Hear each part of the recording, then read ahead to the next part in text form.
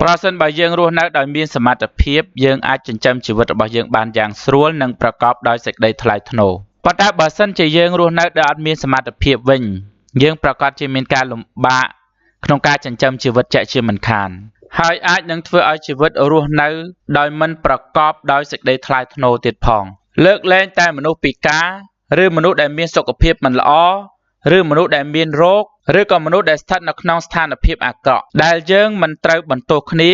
ហើយយើងត្រូវជួយគ្នាក្រៅពីនោះមនុស្សទាំងអស់គួរតែមានសមត្ថភាពចុះហេតុអ្វីបានជាយើងនៅតែឃើញថាមានមនុស្សខ្លះអត់មានសមត្ថភាពមានមូលហេតុ10យ៉ាងដែលនាំឲ្យមនុស្សអត់មានសមត្ថភាពមូលហេតុទី1ដោយសារអត់មានស្មារតីដឹងអ្នកខ្លះតាំងពីធំដឹងក្តីមកគឺអត់មានស្មារតីដឹងថាខ្លួនត្រូវមានសមត្ថភាពទេពោលគឺគេអត់ចេះគិតអំពីជីវិតរបស់គេអត់មានស្មារតីដឹងថាជីវិតនេះគឺត្រូវតែមានសមត្ថភាពដើម្បីទ្រទ្រង់ដើម្បីចិញ្ចឹមជីវិតដោយខ្លួនឯងទេការដែលគេអត់មានសតិអត់មានស្មារតីដឹងអត់មានការភ្ញាក់រលឹកនឹងហើយបានជាគេនៅតែបណ្ដោយជីវិតរបស់គេ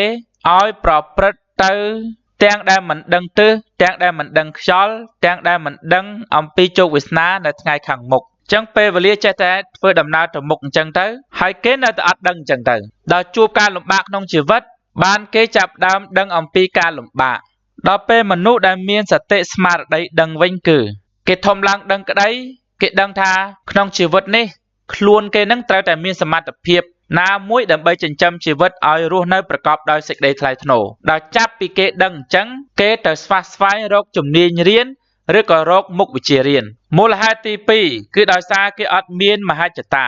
អ្នកខ្លះរស់នៅដោយខ្លួនត្រជាក់ស្រេបអត់មានកម្ដៅនៃចំណង់ក្នុងខ្លួនទេគឺគេមិនចង់មានមិនចង់បានមិនចង់រស់នៅដោយមានអ្វីមកបំពេញតម្រូវការនៃជីវិតរបស់គេទេនឹងឬក៏មិនចង់បង្កើតសមិទ្ធផលស្នាដៃសម្រាប់ជាប្រយោជន៍ដល់ផែនដីជាប្រយោជន៍ដល់អ្នកដទៃជាប្រយោជន៍ដល់អ្នកជំនាន់ក្រោយអីទេដល់បែបហ្នឹងទៅគឺអត់មានកម្លាំងណាជំរុញដើម្បីឲ្យគេទៅស្វែងរកជំនាញដើម្បីសិក្សាដល់អ្នកដែលមានមហិច្ឆតាក្នុងខ្លួនក្នុងចិត្តគឺគេគិតថាគេត្រូវធ្វើអ្វីគេត្រូវបង្កើតអ្វីគេត្រូវមានអ្វីខ្លះក្នុងជីវិតរបស់គេហើយគេស្វែងរកចំណង់របស់គេឃើញគេក៏ចាប់ផ្ដើមជ្រើសរើសជំនាញសិក្សាទៅហើយក៏កើតមានសមត្ថភាពទៅសម្រេចមហិច្ឆតារបស់គេនោះទៅមូលហេតុទី3គឺអត់មានគោលដៅជីវិតមានមនុស្សជាច្រើនអត់មានគោលដៅជីវិតទេអត់ដឹងថាជីវិតនឹងត្រូវធ្វើដំណើរឆ្ពោះទៅទិសដៅណា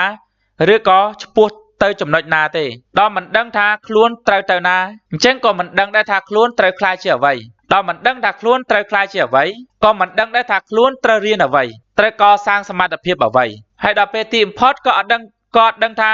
ត្រូវជ្រើសរើសជំនាញអ្វីរៀនអ្នកខ្លះទៀតជ្រើសរើសជំនាញរៀនប៉ុន្តែរៀនមិនត្រូវគោលដៅដោយសារតែអត់មានគោលដៅដល់បែបហ្នឹងទៅរៀនអត់ចេះអត់បានប្រើប្រាស់សក្តានុពលក្នុងខ្លួនឲ្យបានខ្លាំងក្លាដើម្បីកសាងសមត្ថភាពហើយមនុស្សប្រភេទហ្នឹងក៏យើងឃើញដែរថាធ្វើការងារខុសជំនាញច្រើនណាស់អ្នកធ្វើការងារខុសជំនាញច្រើនហ្នឹងហើយក៏ចាត់ទុកថាជាមនុស្សដែលអត់មានសមត្ថភាពដែរដល់អ្នកដែលមានគោលដៅជីវិតពិតប្រាកដវិញគេដឹងថាគេត្រូវខ្លាចជាអ្វីគេដឹងថាគេត្រូវរៀនអ្វីអញ្ចឹងមុនពេលដែលគេចូលមហាវិទ្យាល័យឬមុនពេលដែលគេជ្រើសរើសជំនាញអ្វីរៀនគឺគេបានដឹងរួចជាស្រេចហើយថារៀនទៅគេកសាងសមត្ថភាពរបស់គេនឹងត្រូវនឹងគោលដៅអញ្ចឹងដល់ពេលដែលគេដឹងថាគេរៀនអាហ្នឹងកសាងសមត្ថភាពអាចទៅសម្រេចគោលដៅបានគេជ្រើសរើសជំនាញរៀនដោយការស្រឡាញ់ពេញចិត្តហើយនៅពេលដែលគេជ្រើសរើសជំនាញតាមអ្វីដែលគេស្រឡាញ់ពេញចិត្តហើយនោះគេបានប្រើប្រាស់សក្តានុពលរបស់គេក្នុងការរៀនធ្វើឲ្យគេកើតមានសមត្ថភាពពិតប្រាកដដល់ចេញទៅធ្វើការងារទៅធ្វើការងារបានខ្លាំងក្លាហើយកាន់តែកើនសមត្ថភាពទៀតផងអញ្ចឹងយើងទាំងអស់គ្នាត្រូវតែកំណត់គោលដៅជីវិតឲ្យបានច្បាស់លាស់ជាក់លាក់ហើយជ្រើសរើសជំនាញណាមួយសិក្សាទៅតាមគោលដៅដែលខ្លួនបានកំណត់នឹងទៅមូលហេតុទី4គឺមកពីទម្លាប់ធ្វើមិនទៀងអ្នកខ្លះមានទម្លាប់ជាប់នឹងខ្លួនតែម្ដងគឺថាមិនមានការធ្វើអ្វីមួយជាទៀងទាត់មិនមានការព្យាយាមអ្វីមួយជាទៀងទាត់មិនមានការបដូរផ្ដាច់រៀនអ្វីមួយជាទៀងទាត់ទេជួនកាលជ្រើសរើសជំនាញនឹងរៀនបានបន្តិចទៅក៏ឈប់ហើយតែជ្រើសរើសជំនាញរៀនផ្សេងទៀតហើយរៀនមិនតាន់កើតជំនាញផងក៏ឈប់ទៀតអ្នកខ្លះទៀតម្ដងរៀនធ្វើកង់មិនតាន់ចេះផងទៅរៀនធ្វើម៉ូតូមិនតាន់ចេះផងទៅរៀនធ្វើឡានមិនតាន់ចេះផងទៅរៀនធ្វើកប៉ាល់ហោះដល់ទៅធ្វើកប៉ាល់ហោះមិនតាន់ចេះផងមករៀនគូររូបដល់រៀនគូររូបមិនតាន់ចេះផងទៅរៀនរាំរបាំអញ្ចឹងបើចរិតចាប់នេះមិនច្បាស់លាស់ចាប់នោះមិនច្បាស់លាស់កញ្ចប់ម្ដងកញ្ចប់ខាងនេះម្ដងកញ្ចប់ខាងនោះ ច្បាស់ជារោគជំនាញក្នុងខ្លួនអត់មានទេអ្នកដែលគេមានជំនាញអ្នកដែលគេមានសមត្ថភាពគេកំណត់ថារៀនអ្វីមួយហើយគេបដូរផ្ដាច់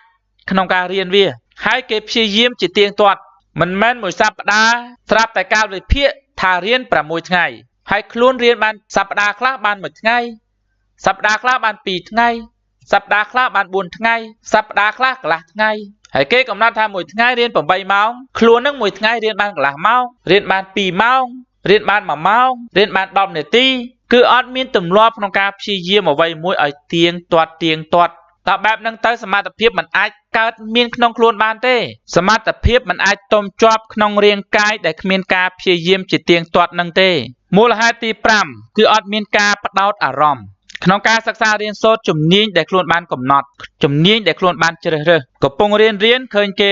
សប្បាយទៅសប្បាយជាមួយគេកំពុងរៀនឃើញគេដើរលេងទៅដើរលេងជាមួយគេកំពុងរៀនឃើញគេបបួលស៊ីផឹកទៅស៊ីផឹកជាមួយគេសិនក្នុងអារម្មណ៍គឺអត់មានការស្រឡាញ់ពេញចិត្តយ៉ាងខ្លាំងដែលជាឆន្ទៈដ៏មោះមុតក្នុងការខិតខំប្រឹងប្រែងរៀនសូត្រអត់អញ្ចឹងនៅពេលដែលយើងធ្វើអ្វីមួយมันមានការផ្ដោតអារម្មណ៍អញ្ចឹងអារម្មណ៍វាចាក់ចេញពីកិច្ចការងារនោះឬក៏វាចាក់ចេញពីជំនាញហ្នឹងហើយតើកាលណាយើងបង្វឹកវាឲ្យវាចូលចិត្តអីវាចូលចិត្តនោះក្រោយពីយើងជ្រើសរើសវាបានត្រឹមត្រូវហើយនោះបើសិនជាយើងជ្រើសរើសបានត្រឹមត្រូវហើយយើងផ្ដោតអារម្មណ៍ក្នុងការធ្វើកាន់តែយូរគឺយើងកាន់តែពេញចិត្តបើធ្វើម្ដងងាកឆ្វេងម្ដងងាកស្ដាំអារម្មណ៍ហ្នឹងគឺអត់ដាក់សពអត់ផ្ដោតមកលើជំនាញនឹងឲ្យប្រកបទេគ្មានអ្នកមិនផ្ដោតអារម្មណ៍ឯណាមួយដែលកើតទៅជាការធំដុំទេអ្នកដែលកើតមានសមត្ថភាពក្នុងរាងកាយរបស់គេគឺដោយសារតែគេដាក់អារម្មណ៍គេផ្ដោតលើការសិក្សារៀនសូត្រមុននឹងជ្រើសរើសគេជ្រើសរើសឲ្យបានត្រឹមត្រូវគេជ្រើសរើសអ្វីដែលគេស្រឡាញ់បំផុតហើយបន្ទាប់មកគឺគេស្រឡាញ់អ្វីដែលគេបានជ្រើសរើសហើយតទៅទៀតគេធ្វើអ្វីដែលគេស្រឡាញ់នោះដោយការផ្ដោតអារម្មណ៍មិនងាករេមិនសាវ៉ាមិនអាវ៉ាសែមូលហេតុទី6គឺខ្ជិលច្រអូសខ្ជីខ្ជា